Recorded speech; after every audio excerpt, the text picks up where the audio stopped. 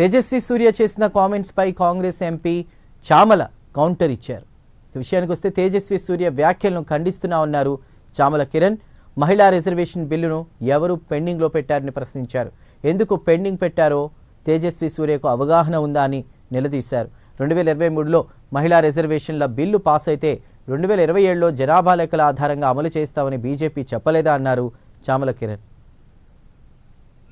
వాళ్ళ రాజకీయ అవసరాల కోసం డీలిమిటేషన్ చేయాలని, సీట్ నెంబర్లు పెంచాలని, దక్షిణ భారతదేశానికి అన్యాయం చేయాలన్న ఉద్దేశంతో ఉమెన్ రిజర్వేషన్ అనే ఒక ఇష్యూని ముందు పెట్టి మిగతాదంతా వెనక డ్రామా చేసే ప్రయత్నం చేస్తున్నారు. ఉమెన్ రిజర్వేషన్ బిల్కి మేము ఎప్పుడు వ్యతిరేకం కాదు. 23లోనే చేయమని చెప్పినాం. 24లో అయిపోయిన తర్వాత 24 కాకుండా మిగతా రాష్ట్రాలలో ఈ పాటికి 5-6 రాష్ట్రాలలో కూడా ఉమెన్ రిజర్వేషన్ వచ్చేది. వాళ్ళకి ఆ రోజు ఇంటెన్షన్ లేదు.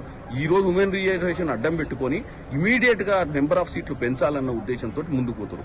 రెండోది, బీజేపీ నాయకులు ఆ రోజు ఎస్పెషల్లీ ఉమ్మడి ఆంధ్రప్రదేశ్ లో ఉన్న బీజేపీ కానీ, టీడీపీ కానీ, కాంగ్రెస్ కానీ, ఆ రోజు ఉన్న టీఆర్ఎస్ కానీ అందరూ కూడా పార్లమెంట్ లో ఆ రోజు ఈ యొక్క విభజన కోసం కోరుకురు.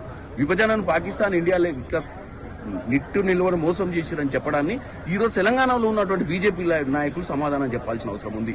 ఎందుకంటే 1600 బలిదానాల మీద వచ్చిన తెలంగాణని ఈ రోజు తేజస్వి సూర్య అవహేళనగా మాట్లాడటాన్ని నేను తప్పు పడుతున్నా.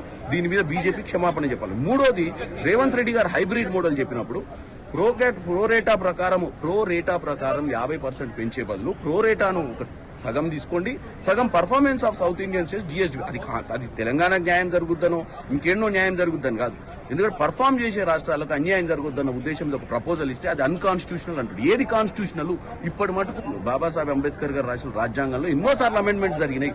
తేజస్వి సూర్య గారు అవగాహన లేకుండా మాట్లాడారు. కేవలం వాళ్ళ నాయకులను ప్రసన్నం చేసుకోవాలన్న ఒక పిచ్చి ఆలోచనతోటి తప్ప ఇంకో ఆలోచన లేదని తెలియజేస్తున్నారు. ఈ రోజు